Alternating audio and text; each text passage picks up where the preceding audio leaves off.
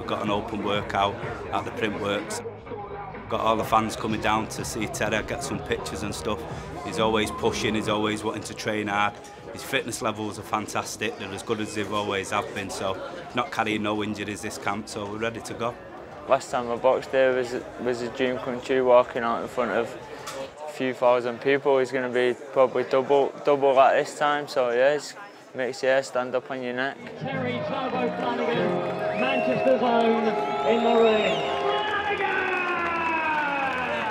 I think it's a massive occasion for Terry, and it's also a massive occasion for Manchester, because with Ricky Hatton gone and myself out of the picture, Manchester needs a home fighter to support. And who better than Terry Flanagan, a local lad from round the corner. Support him, come out, support him. The boxing public, they know how good he is. I just think he needs that fight that's going to catch everybody's imagination, but he's not been tested enough yet, so I think when he's in that fight, that's when the rest of the boxing fans will get on board. First and foremost, we've got Petrov to deal with. I see it being a tough fight, I see it being close. Lose a round here or there, but at the end of the day, it's skills when you fight. I think see tough fight, but a tough fight that'll come through. Bueno, me siento mejor que nunca, estoy contento de estar aquí en Manchester, pelear, siempre he querido pelear aquí. Pues temo por mí va a ganar más dinero, así que yo estoy contento. Voy a ser el nuevo campeón.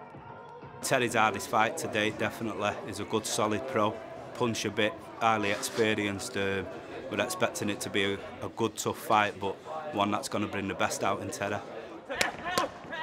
Now he's getting more excited. A couple of weeks ago, he was nervous in camp.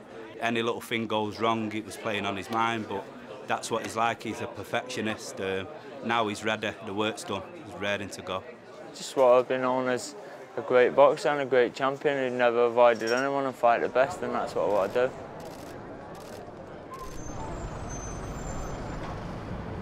I didn't want to get out of bed this morning, my alarm just drove me out. Got the train around 6, took 2 hours to get up here, so it wasn't too bad. Let's go and get some breakfast. Mainly eggs, baked beans and toast. Do you want coffee, man? What's that? It's coffee. Yeah, it's coffee. I usually drink tea, mate. Oh, you do? Tea. Is it? You got coffee on? No. I don't understand these heavyweights when they eat and eat and eat and eat and they come in stones heavier than what they're supposed to be, because surely that takes away their speed and it takes away their mobility, doesn't it? I'm only 16.5. Only? Yeah. I could be bigger, but it's about speed. I'd eat a whole chicken for breakfast. A whole chicken? Yeah. Brilliant. It's hard to hold yourself back, because if I didn't have to make weight, I'd probably be out of shape, like, you know. I wouldn't be sharp to fight, so I'd be running big fat heavyweights hanging over my shoulders. It must be hard to hold yourself back. It must be quite easy to get carried away and be out of shape. So I suppose that's a discipline in itself, stopping yourself from eating. Yeah. From the amateurs, it's been leading up to this. Enjoyed every step of the way, really. I started the gym when I was 9. Actually, I started training when I was 6, started amateur boxing when I was 9, and winning the national title and coming up through the ranks, that was like my dream back then, to win my first national title. So this is the new chapter in my life. So I'm glad I'm given this opportunity, and I'm glad I'm in this position. It's been good, it's been exciting, it's been raising my profile and letting people know who I am. I've got the whole team coming up, and my dad he's always been there. First off, my coach, Martin, John, strength and conditioning coach at the gym to support me. I feel like I'm a world champion already.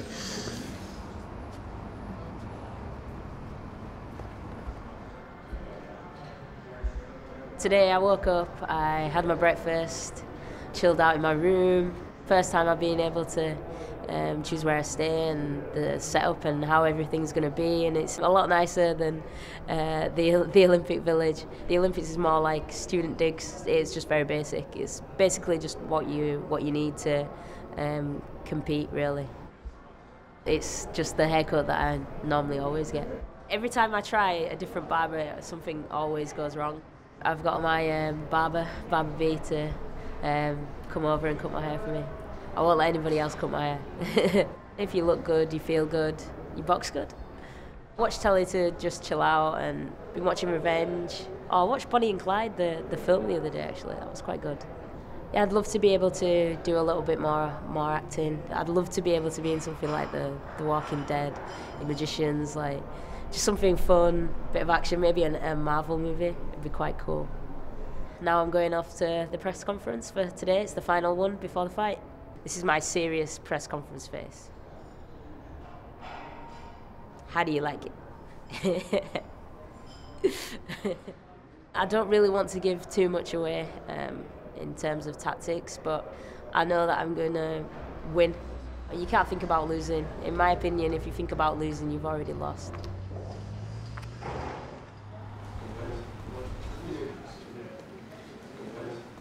Now, when you're leading up to a fight, as it gets closer and closer, that's when the sort of edge comes in, the nerves gets in, you know, especially when you're there looking at each other. You know, you're getting days away from facing each other and in, you know, the most important fights of their lives. But the debut of Nicola, she's crossed over from just being a boxer to being a British sports personality. She's very recognisable, you know, and probably more recognisable than anybody on the card. I'm ready to go. Camp's gone really well, and I'm feeling confident, and I'm ready for Saturday to fight. I've been waiting for this a long time. I haven't boxed in the UK since the London Olympics, so it'll be good to step in the ring in Manchester on Saturday and hopefully hear the crowd cheering and roaring. As a professional, it's going to be like 10 rounds as opposed to 4 rounds. I'm actually going to enjoy it. I've been told apparently that I've got a lot of power, so I don't expect to be going too many 10-rounders. Oh, there you go, I like that. I've worked hard, I've prepared really well, I've trained my ass off really. I'm just looking forward to my pro debut and I'm just feeling really excited. It's a fairly open secret that you went in against Anthony Joshua. The word is that you sparked him. I gave him a few good slaps in sparring, but that was it.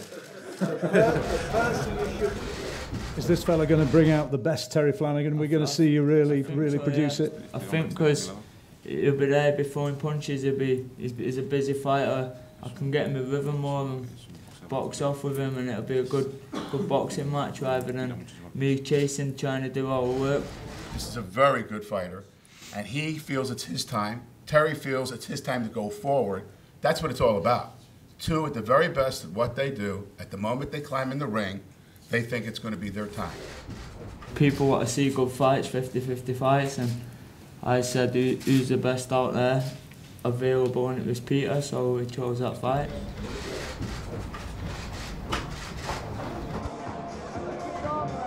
The reigning, defending WBO World Champion, Terry Flanagan. Now it's time for me to go fuel up and get ready for tomorrow night.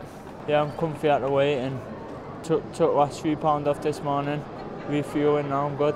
Dangerous Daniel Dubois. I expected him to be pretty short, but he's a bit, he's short and stocky, so he'll probably come out swinging. The main feeling for me right now is confidence and anticipation. Nicola Adams, OBE. 8 stone, 1 pound and 12 ounces for her professional debut. The reigning British champion, Liam Williams. 10 stone, 12 pounds, 8 ounces. Liam Smith. 11 stone, 1 pound and 15 ounces. Liam Smith, he was overweight, 1 3/4 pound, I believe. He was given time to take the weight off, but then we were informed that he wouldn't be taking the weight off. So then there's just a little discussion between the Boxing Board of Control and myself and Joe Gallagher, whether we still want to take the fight, and obviously we still want to take the fight. So the fight goes on, but it'll be the title will be on the line for Liam Williams only. Liam Williams made weight, Liam Smith didn't make weight. I went back, spoke to Liam Smith, said, Liam, we've got an hour to lose a pound or whatever it was.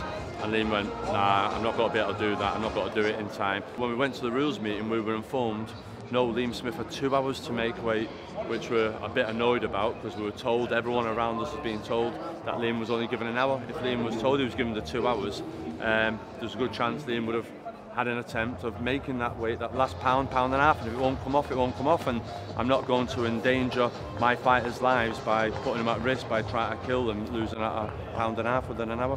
Liam's just in fight mode, he wants to fight. Both fighters were presented with the opportunity, did they want to carry on? Both have accepted it, and they're both chomping at the bit. They've got to go back and refuel and ready to let the bombs go tomorrow night.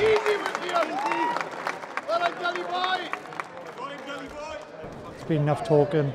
All training's done, and just can't wait to put him on his back tomorrow night.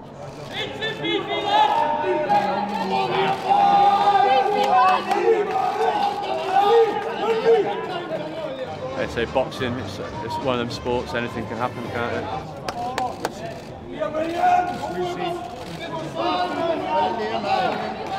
Thanks so much, guys.